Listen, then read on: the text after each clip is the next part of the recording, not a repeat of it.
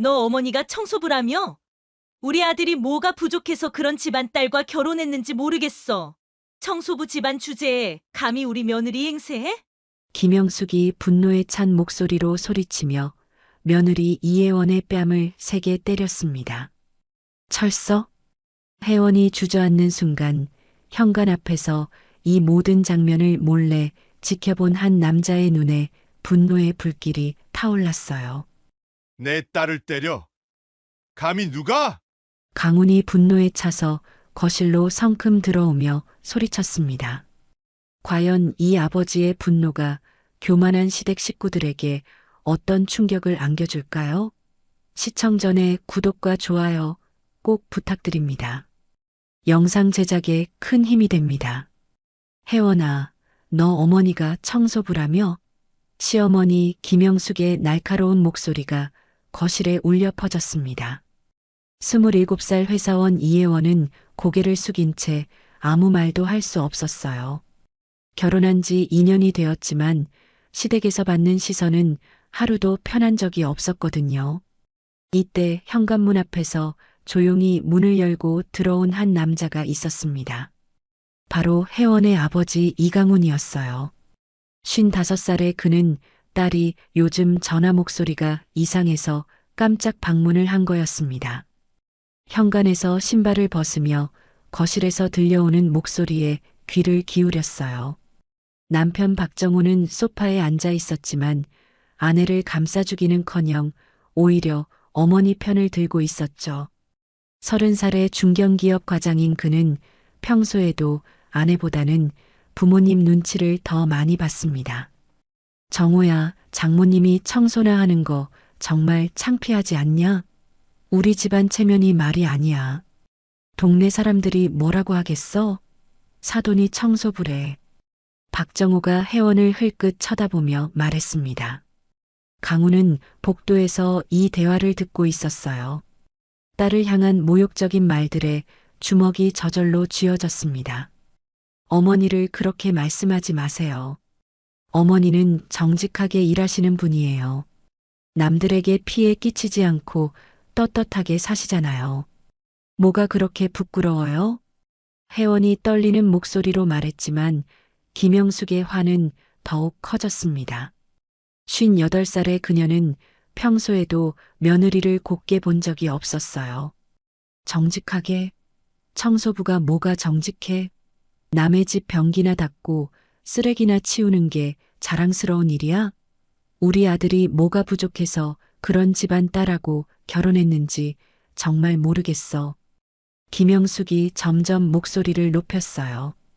강우는 복도에서 이 모든 대화를 들으며 분노가 치밀어 오르는 걸 느꼈습니다. 옆에 앉아있던 시아버지 박태식도 못마땅한 표정을 지었습니다. 60살의 작은 제조업체 사장인 그도 마찬가지 생각이었거든요. 우리 집안은 대대로 사업을 해왔어. 비록 크지는 않지만 그래도 남에게 고용되어 일하는 건 아니었단 말이야. 그런데 청소부 집안과 사돈이 되다니 정말 체면이 서지 않아. 박태식이 혀를 찼습니다. 그의 말에 혜원은 더욱 위축되었어요. 어머니 김순자가 52살의 나이에도 열심히 일하시는 걸 자랑스럽게 생각했는데 여기서는 그것마저 죄가 되는 것 같았습니다. 사돈 어른은 뭐 하시는 분이야? 설마 같이 청소업체에서 일하시는 건 아니지? 그럼 정말 답이 없겠네. 김영숙이 비꼬는 투로 물었습니다. 강우는 복도에서 이 말을 들으며 더욱 화가 났어요. 자신과 아내를 이렇게 무시하다니요. 아버지는 건설 쪽 일을 하세요. 혜원이 조심스럽게 대답했습니다. 거짓말은 아니었어요. 아버지 이강우는 정말 건설업에 종사하고 있었으니까요. 건설업? 그것도 일용직이겠네. 역시 그 집안이 그 집안이야. 가난한 집안끼리 모여서 가난 대물림하는 거지 뭐. 박정호가 아내를 무시하는 듯한 말을 했습니다.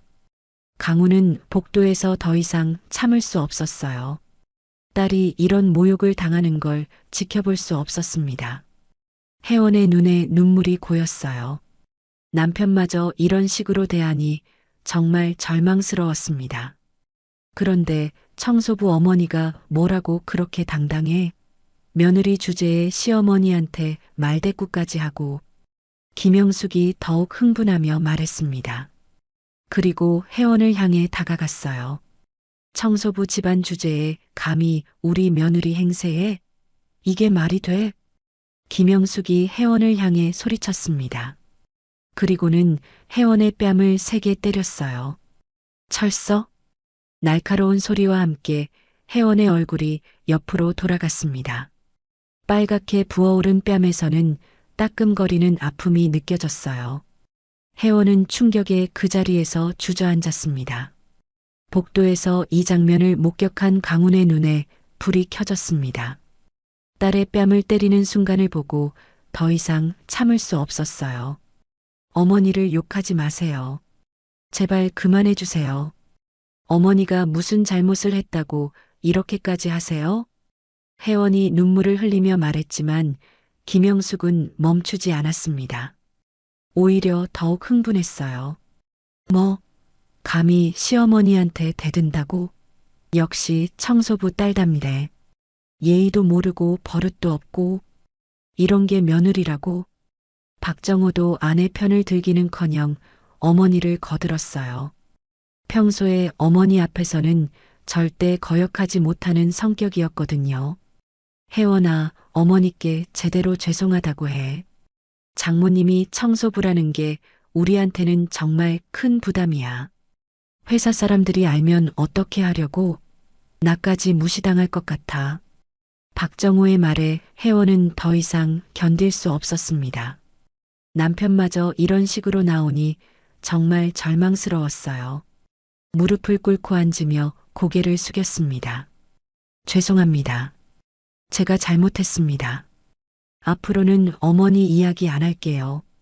혜원이 떨리는 목소리로 사과했습니다. 복도에서 이 모든 장면을 지켜본 강훈은 더 이상 참을 수 없었어요. 내 딸이 왜 저런 대우를 받아야 해? 도대체 뭐가 잘못됐다고? 강훈이 거실로 성큼성큼 걸어 들어갔습니다. 갑자기 나타난 강훈을 보고 놀랐어요. 사돈 어른? 언제 오셨어요? 박태식이 당황하며 물었습니다. 강훈은 방금 전 장면을 목격한 분노로 얼굴이 일그러져 있었어요. 방금 전부터 보고 있었습니다. 제 딸이 뺨을 맞는 것까지 다 봤어요. 강훈의 목소리에는 억압된 분노가 담겨 있었습니다. 김영숙은 뻔뻔하게 대답했어요. 며느리가 버릇이 없어서 교육시킨 거예요. 청소부 집안이라고 무시한다고 시어머니한테 대들더라고요. 교육이라고요? 뺨을 때리는 게 교육이에요? 강훈이 김영숙을 똑바로 바라봤습니다. 주먹이 떨리고 있었어요. 청소부가 뭐 어때서? 정직하게 일해서 돈 벌어오는 게 뭐가 잘못됐다고 저렇게 대해? 강훈의 목소리에 분노가 섞여 있었습니다. 김영숙은 여전히 거만한 표정이었어요. 당연하죠. 우리 아들이 뭐가 부족해서 그런 집안 딸과 결혼했는지 정말 창피해 죽겠어요. 동네 사람들이 뭐라고 하겠어요? 김영숙의 말에 강훈의 분노가 폭발 직전까지 올라갔습니다. 딸을 때리고 모욕하는 것도 모자라 계속 무시하다니요. 그런 식으로 생각하시는군요. 참 재미있네요. 강훈이 냉정하게 말했습니다. 주머니에서 뭔가를 꺼내기 시작했어요. 김영숙은 무엇인지 궁금해하며 바라봤습니다. 혜원이 일어나 아버지 곁으로 다가갔어요. 아버지가 언제부터 듣고 있었는지 알 것 같았거든요. 아버지, 그냥 가요. 더 이상은 소용없어요. 이미 2년 동안 이런 식이었어요. 혜원이 체념하며 말하려 했지만 강훈이 손으로 막았습니다. 혜원아, 네가 사과할 일이 절대 아니야. 아버지가 모든 걸 해결해 줄게. 더 이상 이런 굴욕 받지 마. 강훈의 목소리는 단호했습니다. 그리고 주머니에서 명함을 꺼내 테이블 위에 올려놓았어요. 청소업체요? 아니에요. 제가 강훈건설 회장입니다. 명함을 본 박태식의 얼굴이 순식간에 창백해졌습니다. 강훈건설이라는 이름을 보는 순간 온몸에 소름이 돋았어요. 자신의 태성제조가 강훈건설의 주요 하청업체라는 사실을 너무 잘 알고 있었거든요. 강훈건설이요? 설마 그 강훈건설 말씀이세요? 박태식이 떨리는 목소리로 물었습니다. 명함을 집어들어 자세히 살펴봤어요. 이강훈이라는 이름이 선명하게 인쇄되어 있었습니다. 네, 맞습니다. 혹시 저희 회사와 거래하시는 분인가요? 성함이 익숙한데요. 강훈이 차갑게 미소 지으며 물었습니다. 박태식은 급히 명함을 다시 보며 확인했어요. 이강훈 회장님이세요? 저희 태성제조가 강훈건설과 15년째 거래하고 있습니다. 항상 감사하게 생각하고 있어요. 말을 다 하지도 못하고 박태식이 멈춰섰습니다. 자신이 얼마나 큰 실수를 했는지 깨달았거든요. 회사 매출의 80% 이상이 강훈건설과의 거래에서 나오고 있었으니까요. 15년이나 거래하시면서 제 딸을 이렇게 대하셨군요. 참 재미있네요. 강훈의 목소리에는 차가운 분노가 섞여 있었습니다. 박태식은 이제서야 상황의 심각성을 깨달았어요. 김영숙도 남편의 반응을 보고 심상치 않음을 느꼈습니다. 하지만 아직 상황을 정확히 파악하지 못했어요. 여보, 뭐가 어떻게 된 거예요? 강훈건설이 뭐 대단한 회사예요? 대단한 회사가 아니라 우리 회사 주요 거래처야. 아니, 거의 전부라고 봐야 해. 박태식이 당황하며 말을 흐렸습니다. 김영숙도 이제 심각성을 느끼기 시작했어요. 태성제조 사장님이시군요. 저희와 참 오래 거래하고 계시죠? 15년이면 정말 오랜 세월이네요. 그런데 제 딸을 이렇게 대하시는군요. 강훈의 목소리에는 위협적인 느낌이 담겨 있었습니다. 박태식은 식은땀을 흘리며 고개를 끄덕였어요. 죄송합니다. 저희가 정말 잘못했습니다. 회장님인 줄 몰랐어요. 몰랐다고요? 그럼 알았으면 제대로 대했을 거라는 말씀이세요? 사람을 직업으로 판단하시는군요. 강훈이 냉소적으로 웃었습니다. 박태식은 할 말이 없었어요. 제 딸과 아내를 청소부라고 무시하고 뺨까지 때리셨죠. 2년 동안 이런 식으로 대하셨다는 건가요? 강훈이 김영숙을 바라봤습니다. 김영숙은 이제 두려움을 느끼기 시작했어요. 그게 저희도 어쩔 수 없었어요. 체면이라는 게 있잖아요. 체면이요? 제 아내가 청소업체에서 일하는 게 그렇게 창피한가요? 김영숙이 여전히 거만하게 대답하려다가 남편의 눈치를 봤습니다. 박태식이 눈빛으로 조용히 하라고 신호를 보내고 있었거든요. 청소부라고 하셨죠? 제 아내 김순자가 청소업체에서 일하는 건 맞습니다. 하지만 그게 뭐가 잘못됐나요? 정직하게 일해서 돈 버는 게. 강훈의 목소리가 점점 커졌습니다. 혜원은 아버지가 이렇게 화내는 모습을 오랜만에 보고 있었어요. 회장님, 저희가 정말 잘못 생각했습니다. 진심으로 사과드려요. 박태식이 급히 사과했지만 강훈은 받아들일 생각이 없었습니다. 제 딸을 때리고 모욕하는 게 당연하다고 생각하셨겠죠? 2년 동안 이런 식으로 대했다니까요? 아닙니다. 그게 아니라 저희도 어쩔 수 없는 상황이었어요. 박태식이 급히 변명하려 했지만 강훈은 들을 생각이 없었습니다. 딸이 당한 굴욕이 너무 컸거든요. 혜원아, 이런 집안과는 이혼해. 아버지가 모든 걸 책임질게. 더 이상 이런 대우 받을 필요 없어. 강훈이 딸을 향해 단호하게 말했습니다. 혜원은 깜짝 놀라 아버지를 바라봤어요. 아버지, 그런 말씀 마세요. 아직 해결할 방법이 있을지도 몰라요. 저도 더 노력해 볼게요.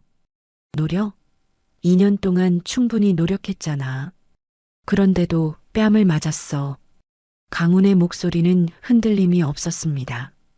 박정우가 급히 일어서며 사과하려 했어요. 장인어른, 저희가 정말 잘못했습니다.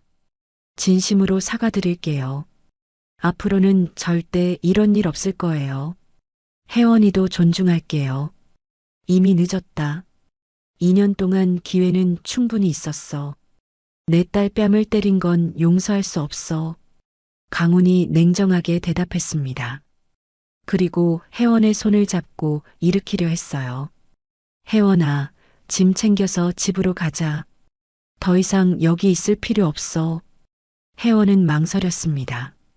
비록 시댁에서 힘들었지만 그래도 남편과의 결혼 생활을 포기하고 싶지 않았거든요.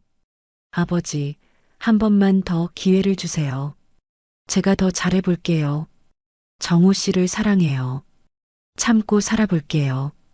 참고 산다고? 뺨 맞으면서? 그게 결혼 생활이야?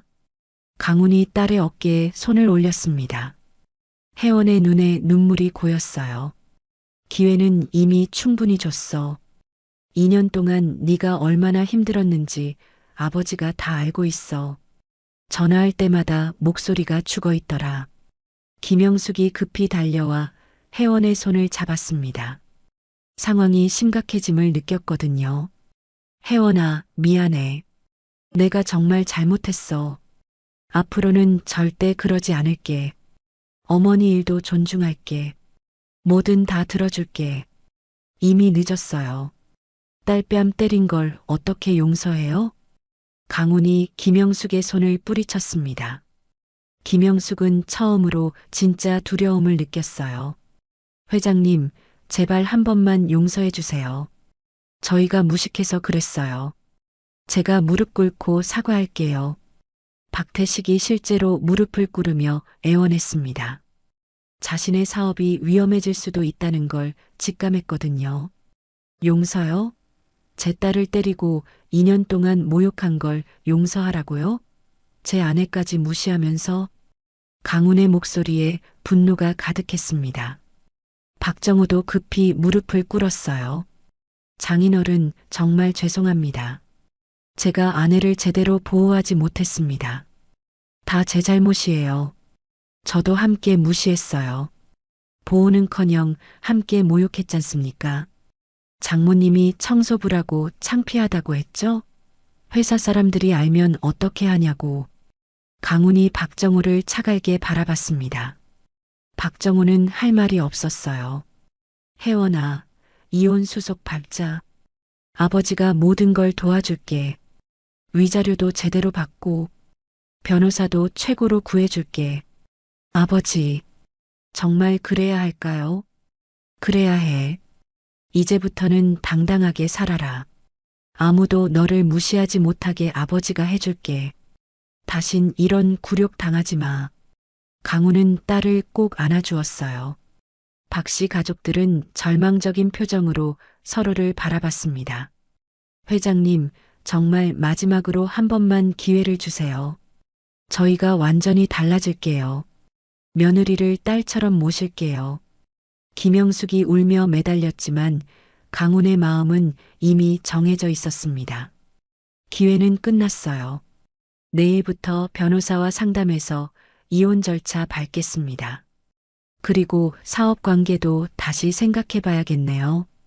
다음 날 아침 9시 정각 박태식의 휴대폰이 요란하게 울렸습니다. 강훈건설 구매팀장에게서 걸려온 전화였어요.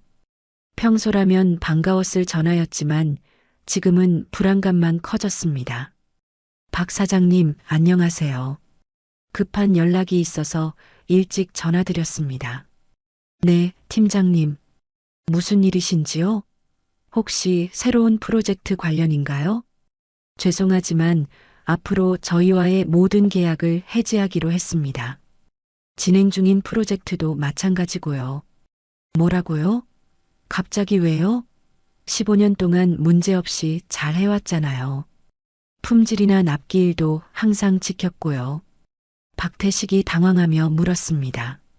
하지만 상대방의 대답은 냉정했어요. 회장님 직접 지시사항입니다. 더 이상 태성제조와는 거래할 수 없다고 하시네요. 개인적인 문제라고 들었어요. 개인적인 문제라니요? 뭔 소린지 모르겠는데요. 박태식이 애써 모르는 척했지만 이미 예상한 일이었어요. 자세한 건 저도 모르겠습니다. 죄송해요, 박 사장님. 전화가 끊어진 후 박태식은 주저앉고 말았습니다. 강훈건설과의 거래가 자신 회사 매출의 80%를 차지하고 있었거든요. 여보, 무슨 일이에요? 얼굴이 새하얗네. 김영숙이 남편의 창백한 얼굴을 보며 물었습니다. 망했어. 완전히 망했다고. 강훈건설에서 모든 계약을 해지한대. 박태식이 고개를 떨구며 중얼거렸습니다. 김영숙도 심각성을 깨달았어요. 그럼 우리 회사는 어떻게 돼요? 직원들 월급은? 모르겠어. 강훈건설 없이는 버틸 수가 없어. 그때 또다시 전화가 걸려왔어요. 이번에는 다른 협력업체였습니다. 박 사장님, 안녕하세요. 대한건설 구매팀입니다. 아, 네. 안녕하세요. 앞으로 저희도 태성제조와는 거래를 중단하기로 했습니다. 왜요? 우리가 뭘 잘못했다고요? 거래한 지 10년이 넘었잖아요. 강훈건설에서 연락이 왔습니다. 태성제조와는 거래하지 말라고 하더라고요. 저희도 어쩔 수 없어요. 박태식은 휴대폰을 놓치고 말았습니다. 강훈의 영향력이 이렇게 클 줄은 몰랐거든요. 30분 뒤 또 다른 전화가 걸려왔습니다. 이번에는 한국건설이었어요. 박 사장님, 죄송한 말씀이지만 저희도 앞으로 거래를 중단해야겠습니다. 한국건설까지요? 왜 갑자기 이러세요? 업계에서 소문이 돌고 있어요. 강훈건설과 문제가 있으시다면서요? 저희도 강훈건설과 거래하고 있어서 어쩔 수 없네요. 전화가 끊어진 후 박태식은 완전히 절망했습니다. 강훈의 영향력이 건설업계 전체에 미치고 있었어요. 한편 강훈은 자신의 사무실에서 차분히 지시를 내리고 있었습니다. 우리와 거래하는 모든 업체에 통보하세요. 태성제조와는 앞으로 거래 금지입니다. 우리 쪽에서 먼저 거래 중단하는 업체는 계약 조건도 더 좋게 해주고요. 네, 회장님. 혹시 이유를 물어보면 뭐라고 할까요? 개인적인 문제라고 하세요. 제 딸을 모욕한 대가입니다. 강훈의 목소리는 단호했습니다. 비서는 더 이상 묻지 않고 지시를 따랐어요. 회장님, 그런데 태성제조가 완전히 망할 수도 있을 것 같은데요. 그게 목적이에요. 내 딸 뺨 때린 대가를 톡톡히 치러야죠. 강훈은 전혀 후회하지 않았습니다. 딸이 당한 굴욕을 생각하면 이 정도는 당연한 보복이었어요. 오후가 되자 박태식의 공장은 난리가 났습니다. 직원들이 하나둘씩 사표를 내기 시작했거든요. 사장님, 이런 상황에서는 더 이상 일할 수 없어요. 월급도 제때 나올지 모르겠고, 영업팀장이 먼저 사표를 냈습니다. 15년 동안 함께 일한 직원이었어요. 김 팀장, 우리가 뭔가 해결책을 찾아볼게. 조금만 기다려줘. 박태식이 직원들을 붙잡으려 했지만 소용없었습니다. 모두 이미 마음을 정한 상태였거든요. 강훈건설과 거래가 끊어지면 우리 회사는 끝이에요. 미리 다른 직장을 찾는 게 낫겠어요. 생산팀장까지 이렇게 말하며 나가버렸습니다. 20년 넘게 함께 일한 오랜 직원이었는데 이렇게 떠나다니요. 사장님, 저희도 그만둘게요. 가족 먹여 살려야 해서요. 사무직 직원들까지 줄줄이 사표를 냈습니다.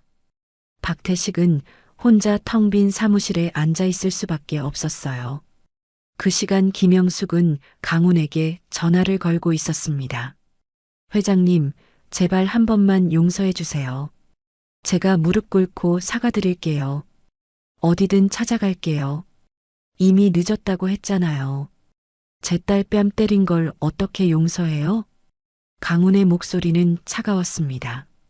김영숙은 울음을 터뜨렸어요. 정말 죄송해요. 며느리 없이는 못 살겠어요. 제발 이혼만은 막아주세요. 회사 일은 상관없어도 이혼은. 제 아내를 모독한 걸 잊으셨나요? 청소부라고 무시한 거요. 강훈이 전화를 끊어버렸습니다. 김영숙은 절망에 빠져 소리를 질렀어요. 이런 일이 벌어지는 동안 혜원은 친정에서 이혼 서류를 준비하고 있었습니다. 혜원아, 정말 괜찮니? 이혼이 답일까? 어머니 김순자가 딸의 어깨에 손을 올렸습니다. 괜찮아요, 엄마. 이제 자유로워질 거예요. 더 이상 눈치 보며 살기 싫어요. 혜원의 목소리에는 해방감이 묻어났습니다. 2년 동안의 굴욕을 끝낼 수 있어서 오히려 홀가분했어요. 아버지가 너무 무리하시는 건 아닐까? 사업까지 건드리시면. 괜찮아. 저 사람들이 먼저 선을 넘었어. 내 딸 뺨 때린 건 절대 용서할 수 없어. 강훈이 딸 옆에 앉으며 말했습니다. 분노는 여전했지만 딸을 위한 일이라는 확신이 있었어요. 박정호도 회사에서 힘든 시간을 보내고 있었습니다. 동료들의 시선이 따가웠거든요.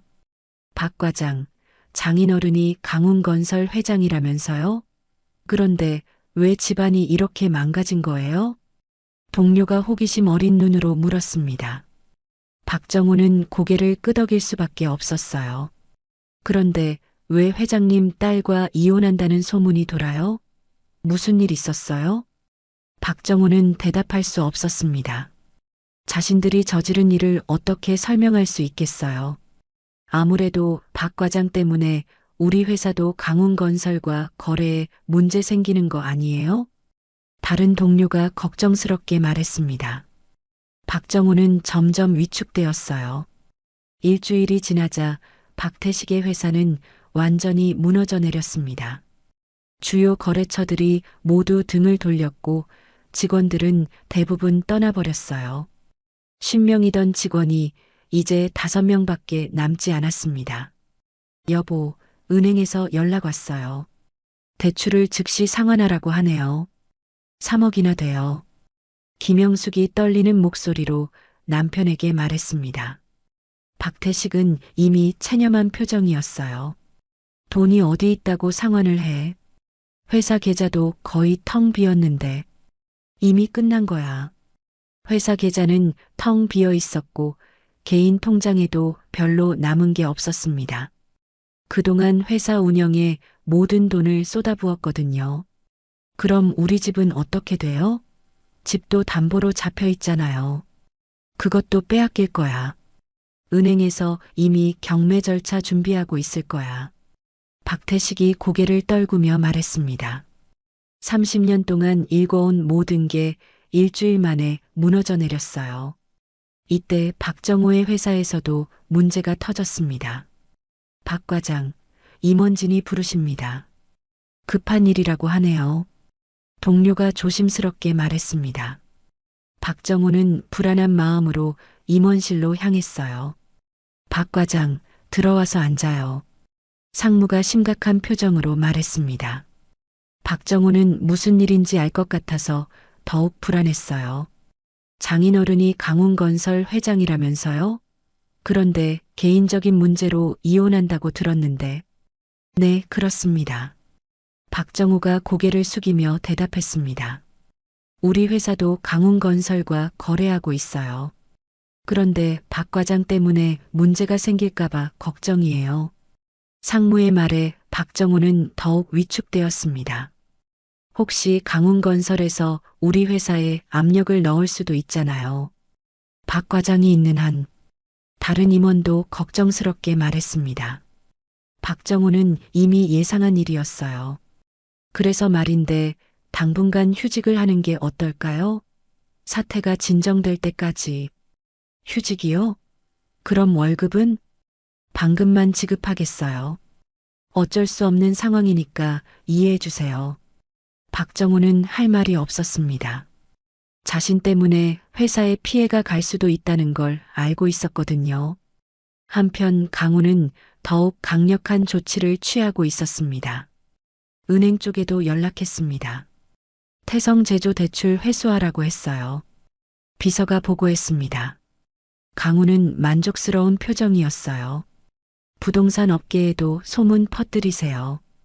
박태식 집 경매 나오면 아무도 입찰하지 말라고. 네, 알겠습니다. 회장님 영향력이면 충분히 가능할 것 같아요. 그리고 건설업계 모든 회사에 블랙리스트로 등록하세요. 박태식이나 박정호는 절대 채용하지 말라고. 강훈의 복수는 치밀했습니다. 단순히 회사만 망하게 하는 게 아니라 아예 재기 불능 상태로 만들려고 했어요. 그 시각 박태식의 집에는 채권자들이 몰려들었습니다. 박 사장, 돈 언제 갚을 거예요? 더 이상 기다릴 수 없어요. 협력업체 사장들이 현관문을 두드리며 소리쳤습니다. 김영숙은 문을 열지 못하고 있었어요. 우리도 직원들 월급 줘야 해요. 박 사장이 돈 안 주면 우리도 망해요. 밖에서 들려오는 소리에 김영숙은 더욱 두려워졌습니다. 박태식은 뒷문으로 도망가고 싶었지만 어디로 갈 수도 없었어요. 동네 사람들도 이 모든 상황을 지켜보고 있었습니다. 태성제조 완전히 망했다면서요? 직원들 다 해고됐다고 하던데.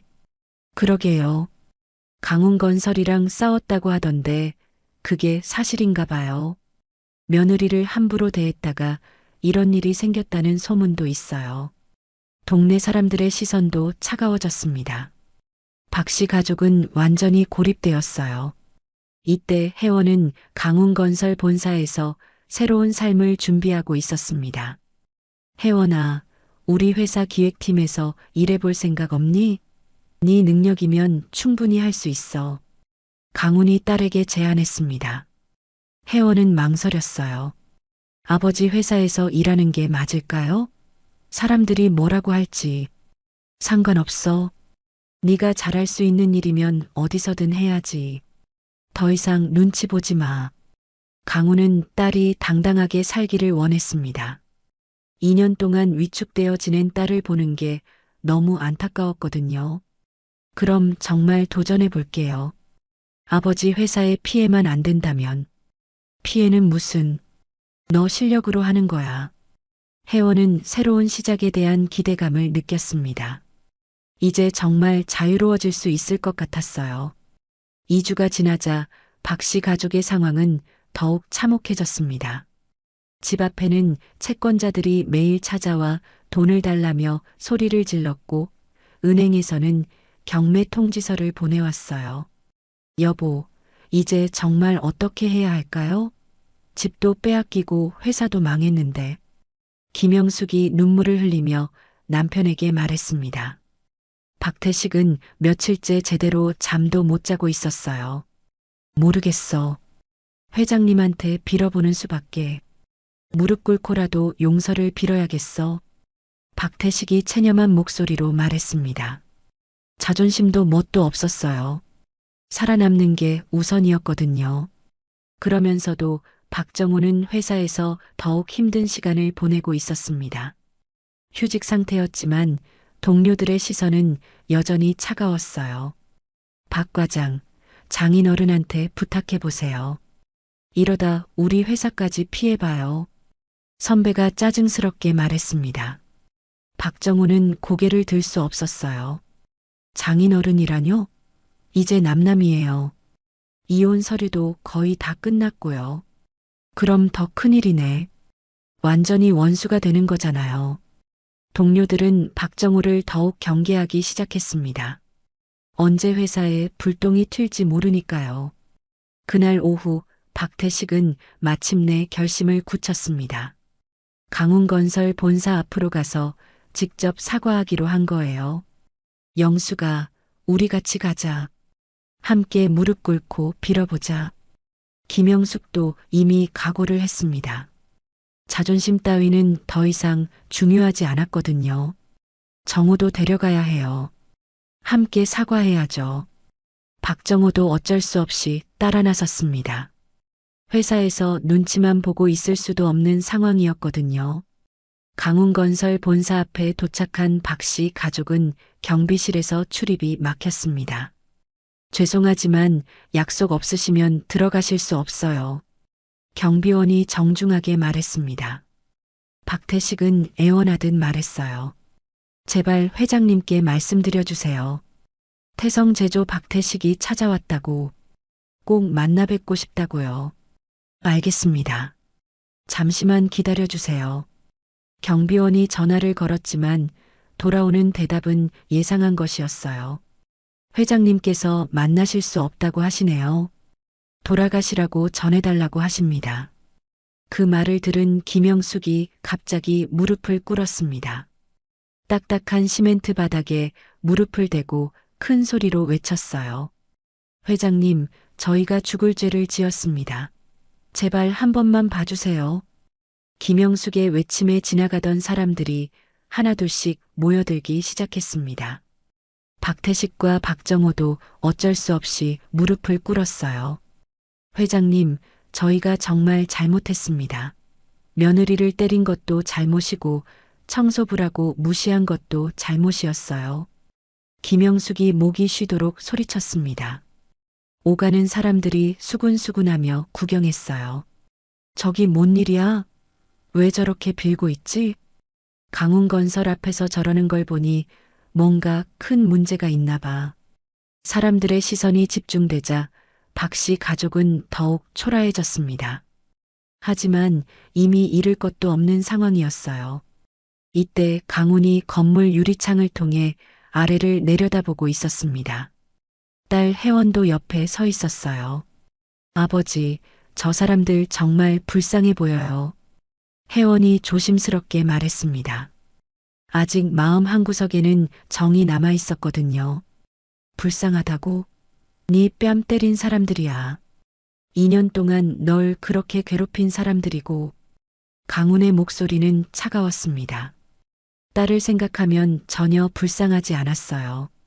그래도 저렇게까지 하지 않아도. 혜원아, 네가 너무 착해서 그래. 저 사람들이 널 어떻게 대했는지 벌써 잊었어?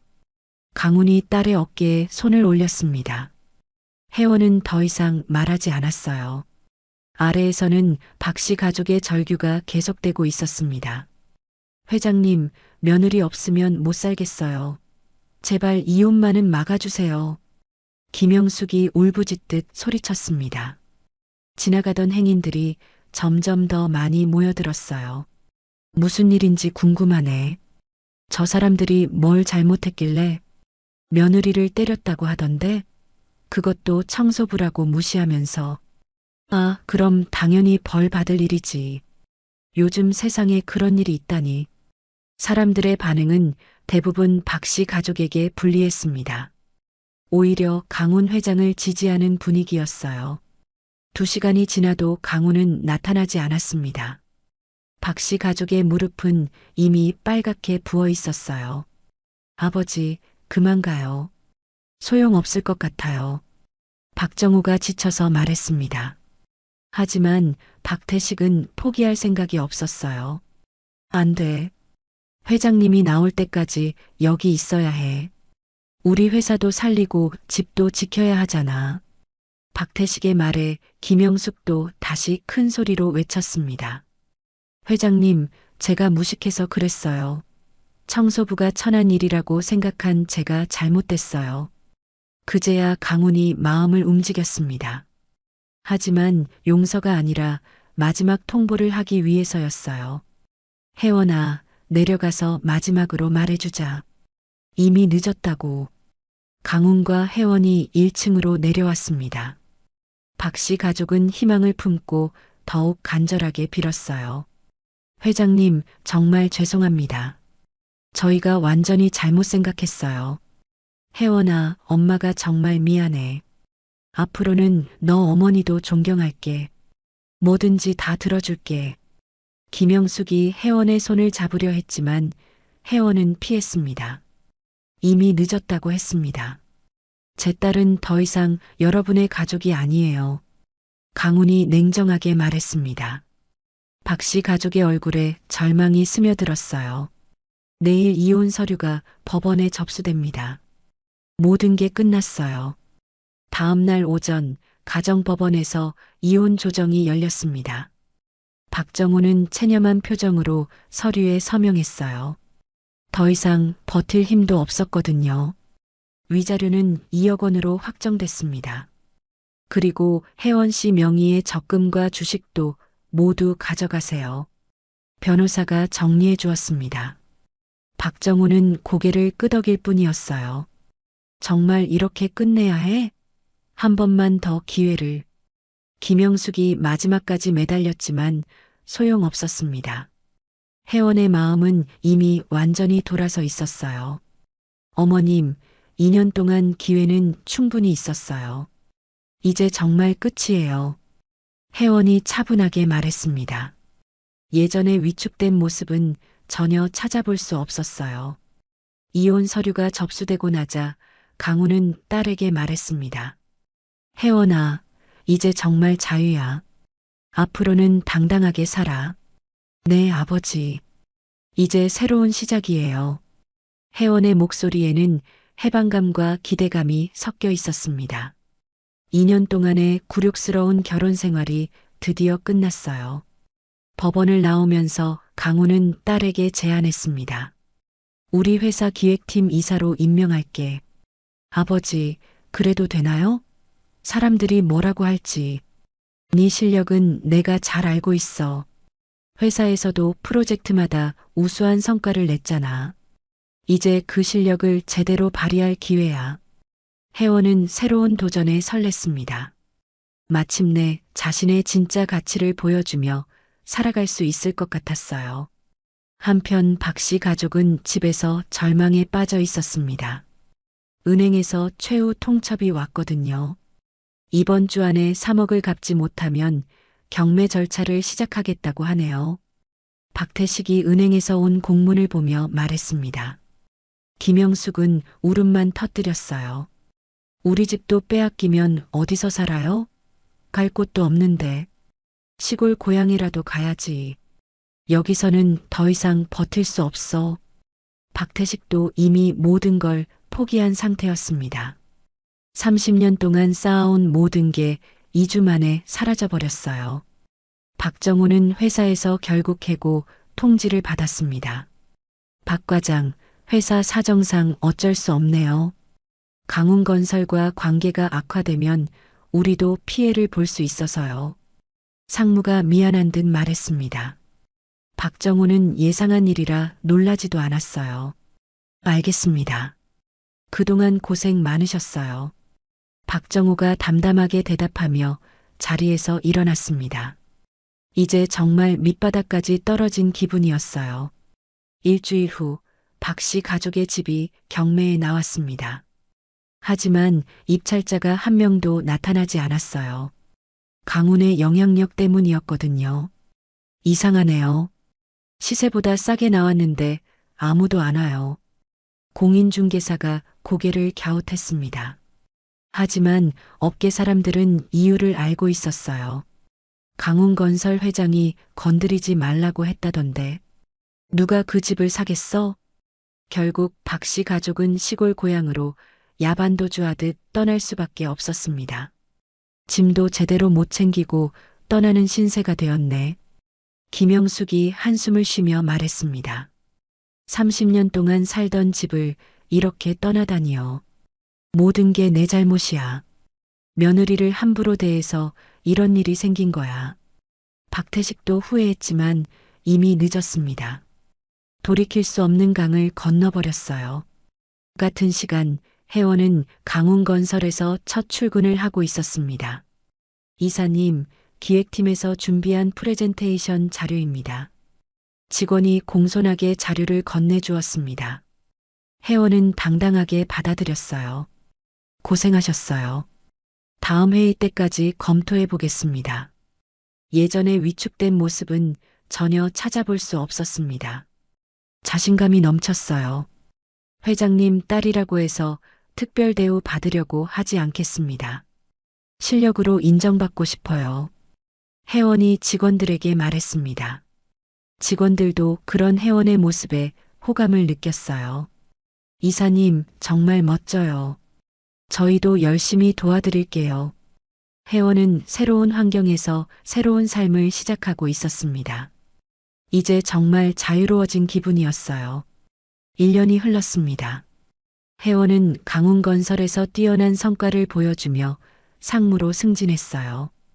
회사 매출 증대에 크게 기여했거든요. 혜원 상무님, 이번 프로젝트 대박이었어요. 수익률이 30%나 나왔잖아요. 부하 직원이 감탄하며 말했습니다. 혜원은 자신감 넘치는 미소를 지었어요. 팀원들이 열심히 해줘서 가능한 일이었어요. 다음 프로젝트도 화이팅해요. 혜원은 이제 완전히 달라진 사람이 되어 있었습니다. 자신감 있고 당당한 모습이었어요. 그리고 혜원에게는 새로운 연인도 생겼습니다. 서울병원의 흉부외과 의사 김민준이었어요. 혜원 씨, 오늘 저녁에 시간 있으세요? 좋은 레스토랑 예약해놨어요. 민준이 따뜻한 미소로 말했습니다. 혜원은 행복한 표정으로 고개를 끄덕였어요. 네, 좋아요.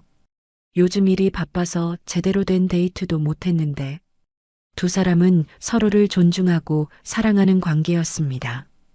예전 결혼 생활과는 완전히 달랐어요. 민주는 혜원의 과거에 대해서도 전혀 개의치 않았습니다. 과거는 중요하지 않아요. 지금의 혜원 씨가 좋아요. 똑똑하고 당당한 모습이 정말 멋져요. 그런 민준의 말에 혜원은 더욱 행복했습니다. 이런 사랑을 받을 수 있다니요. 한편 시골에서 살고 있는 박 씨 가족의 상황은 참혹했습니다. 박정우는 건설 현장에서 일용직으로 일하고 있었어요. 오늘도 일 없대. 내일 다른 현장 알아봐야겠어. 박정우가 지쳐서 말했습니다. 일용직 생활은 너무 불안정했어요. 그래도 뭐라도 해야지. 먹고 살려면. 박태식도 작은 공장에서 야간 근무를 하고 있었습니다. 김영숙은 매일 후회만 하고 있었습니다. 며느리만 있었다면 이런 일은 없었을 텐데. 내가 왜 그랬을까? 이제 와서 후회해도 소용없어요. 이미 끝난 일이에요. 박정우가 체념한 듯 말했습니다. 혜원과의 이혼 이후 모든 게 꼬였어요. 동네 사람들도 박 씨 가족을 좋지 않은 시선으로 봤습니다. 저 사람들이 며느리를 너무 함부로 대해서 이런 일 당한 거래. 며느리 어머니가 청소부라고 무시했다가 알고 보니 대기업 회장 아내였다던데. 사람을 함부로 대하면 안 되는 거야. 당연한 보복이지. 동네에서도 완전히 왕따가 된 상황이었습니다. 박 씨 가족은 고립될 수밖에 없었어요. 반면 혜원의 어머니 김순자는 청소관리팀 팀장으로 승진했습니다. 순자 씨, 정말 축하해요. 팀장님이 되시다니. 동료들이 축하해 주었습니다. 김순자는 뿌듯한 표정이었어요. 딸이 잘 되니까 저도 덩달아 좋은 일이 생기네요. 앞으로도 열심히 하겠어요. 김순자도 이제는 당당했습니다. 청소 일을 부끄러워하지 않았어요. 강우는 딸의 성공을 보며 흐뭇해했습니다. 혜원아, 정말 잘하고 있어. 아버지가 자랑스럽다. 아버지 덕분이에요. 아버지가 용기를 주셨으니까.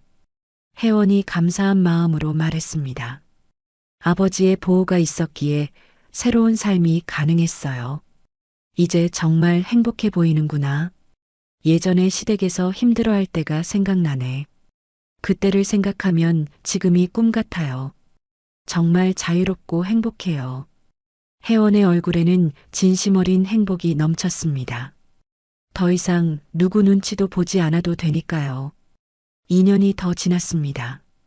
혜원은 김민준과 결혼을 앞두고 있었어요. 이번에는 정말 행복한 결혼이 될 것 같았습니다. 혜원아, 정말 좋은 사람 만났네. 민준이가 너를 정말 소중하게 여기는 게 보여. 강훈이 딸을 보며 만족스러워했습니다. 사위 될 사람이 딸을 진심으로 사랑하는 게 느껴졌어요. 민준 오빠는 제 과거도 다 받아들여줘요. 그리고 저를 있는 그대로 사랑해줘요. 혜원이 행복한 표정으로 말했습니다. 이런 관계가 진정한 사랑이라는 걸 이제 알 것 같았어요. 결혼식 준비도 순조롭게 진행되고 있었습니다. 이번에는 모든 게 달랐어요. 장모님, 혜원이를 잘 키워주셔서 감사합니다. 정말 훌륭한 사람이에요. 민준이 김순자에게 정중하게 인사했습니다. 김순자는 감격했어요. 고마워요. 우리 혜원이 좋은 사람 만나서 정말 다행이에요. 첫 번째 결혼과는 완전히 다른 분위기였습니다. 서로에 대한 존중과 사랑이 느껴졌어요. 한편 시골에서 살고 있는 박 씨 가족은 여전히 힘든 생활을 이어가고 있었습니다. 아들아, 혜원이가 재혼한다는 소문 들었니? 김영숙이 아들에게 말했습니다. 박정우는 시큰한 표정이었어요. 그래요. 의사랑 결혼한다던데. 잘 됐네요. 박정우는 더 이상 혜원에 대한 미련이 없었습니다. 아니, 미련을 가질 자격도 없다고 생각했어요. 우리가 혜원이를 함부로 대한 게 얼마나 큰 실수였는지 이제야 깨닫겠어. 박태식이 후회스럽게 말했습니다. 하지만 이미 늦은 후였어요. 동네 사람들은 여전히 박 씨 가족을 좋지 않게 봤습니다. 전 며느리가 재혼한다던데 이번에는 정말 좋은 사람이래. 당연하지. 그런 집안에서 벗어났으니 잘 될 수밖에. 사람은 정말 함부로 대하면 안 되는구나 싶어. 박 씨 가족은 동네에서 완전히 소외되어 있었습니다. 자업자득이라는 시선뿐이었어요. 결혼식 날 혜원은 정말 아름다웠습니다. 자신감 넘치는 모습으로 웨딩드레스를 입고 있었어요. 우리 딸 정말 예쁘다. 행복해 보이고 강훈이 딸을 보며 뿌듯해했습니다. 김순자도 감격의 눈물을 흘렸어요. 혜원아, 이번에는 정말 행복하게 살아라. 네, 엄마. 이제 정말 행복할 거예요. 혜원의 목소리에는 확신이 담겨 있었습니다. 이번에는 진짜 사랑하는 사람과 결혼하는 거니까요. 결혼식장에는 강훈건설 임직원들과 혜원의 대학 동기들이 참석했습니다. 모두 혜원의 행복을 진심으로 축하해 주었어요. 혜원 상무님, 정말 축하드려요. 행복하세요. 직장 동료들도 진심으로 축복해 주었습니다. 혜원은 모든 사람들에게 사랑받고 있었어요. 신랑 신부 입장할 때 혜원의 모습은 정말 당당했습니다. 더 이상 위축되거나 눈치 보는 모습은 전혀 없었어요. 민준아, 우리 딸 부탁한다. 소중하게 여겨줘. 강훈이 사위에게 당부했습니다. 민준은 진심으로 대답했어요. 장인어른, 혜원이를 평생 소중하게 지키겠습니다. 절대 슬프게 하지 않을게요. 이런 모습을 보며 하객들도 감동했습니다. 진정한 사랑이 느껴졌거든요. 피로 연장에서 강훈이 축사를 했습니다. 우리 혜원이가 진짜 가족의 의미를 알게 되어 기쁩니다. 진짜 가족은 서로를 존중하고 사랑하는 거예요. 강훈의 말에 하객들이 박수를 쳤습니다. 모두 공감하는 내용이었어요. 사람을 직업이나 출신으로 판단해서는 안 됩니다. 사람의 진짜 마음을 봐야 해요. 그날 밤 박 씨 가족은 혜원의 결혼 소식을 전해 들었습니다. 인터넷에 올라올 정도로 큰 화제였거든요. 혜원이가 정말 행복해 보이네. 김영숙이 씁쓸하게 말했습니다. 한때는 며느리였던 사람이 이렇게 잘 살고 있다니요. 우리 때문에 혜원이가 고생했는데 이제라도 행복하니 다행이야. 박태식도 복잡한 심정이었습니다. 미안함과 후회가 섞인 감정이었어요. 박정우는 아무 말도 하지 않았습니다. 할 말이 없었거든요. 자신이 저지른 일들을 생각하면 할 말이 없었어요. 1년 후 혜원은 임신 소식을 알렸습니다. 강훈과 김순자는 기뻐서 어쩔 줄 몰랐어요. 할아버지가 되는구나. 정말 기뻐. 강훈이 딸의 배를 쓰다듬으며 말했습니다. 혜원은 행복한 미소를 지었어요. 민준도 아내를 소중히 여기며 임신 기간을 함께 했습니다. 아이가 태어난 후 혜원은 육아휴직을 하며 아이를 키웠습니다. 강훈건설에서도 복직을 기다리고 있었어요. 혜원 상무님 빨리 복직하세요. 회사에서 많이 기다리고 있어요. 동료들도 혜원의 복귀를 간절히 원했습니다. 그만큼 인정받는 임원이었어요. 모든 일이 정리되고 평화로운 저녁 시간, 강훈은 딸과 함께 앉아 지난 일들을 돌아보며 천천히 입을 열었습니다. 혜원아, 사람을 무시하면 반드시 대가를 치른다는 걸 배웠지? 네, 아버지. 그리고 진정한 가족이 무엇인지도 깨달았어요. 혜원의 대답에 강훈은 만족스럽게 웃었습니다. 앞으로도 당당하게 살아라. 아무도 널 무시하지 못하게. 네, 이제는 누구에게도 굴복하지 않을 거예요. 혜원의 목소리에는 강한 의지가 담겨 있었습니다. 완전히 새로운 사람으로 거듭난 것이었어요. 이 이야기가 우리에게 전하는 가장 큰 교훈은 사람을 외적인 조건으로 판단해서는 안 된다는 것입니다. 직업에 귀천이 있을 수 없고 정직하게 살아가는 모든 사람은 존중받아야 마땅합니다. 박 씨 가족이 혜원과 그 어머니를 청소부라는 이유로 무시하고 모욕한 것은 잘못된 가치관에서 비롯된 것이었습니다. 또한 우리 사회의 계급의식과 직업에 대한 편견을 되돌아보게 합니다. 어떤 일이든 정직하게 하는 일에는 귀천이 없습니다. 청소 업무도 사회에 꼭 필요한 중요한 일이며 그 일을 하는 사람들도 당연히 존중받아야 합니다. 사람은 누구나 대우받을 권리가 있습니다. 상대방의 직업이나 출신, 경제적 조건을 보고 함부로 대하는 순간 그 대가는 반드시 돌아옵니다. 마지막으로 이 이야기는 희망의 메시지이기도 합니다. 혜원이 새로운 삶에서 진정한 사랑과 행복을 찾은 것처럼 어떤 어려움 속에서도 자신의 가치를 잃지 않고 당당하게 살아간다면 반드시 좋은 일이 생길 것입니다. 진정한 인품을 알아보는 사람들은 분명히 있으니까요. 결국 이 모든 이야기가 말하고 있는 것은 하나입니다. 사람을 함부로 무시하지 말라는 것. 그리고 진정한 가족은 서로를 존중하고 사랑하는 관계라는 것 말이죠. 오늘 이야기가 좋으셨다면 구독과 좋아요, 알람 설정 잊지 마시고 소중한 댓글 하나가 큰 힘이 됩니다. 시청해 주셔서 진심으로 감사드립니다.